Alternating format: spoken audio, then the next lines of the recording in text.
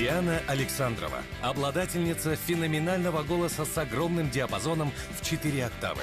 Юная певица поражает слушателей не только своими вокальными способностями, но и своей свободой на сцене. Диана темпераментна и многие песни исполняет с авторской интерпретацией.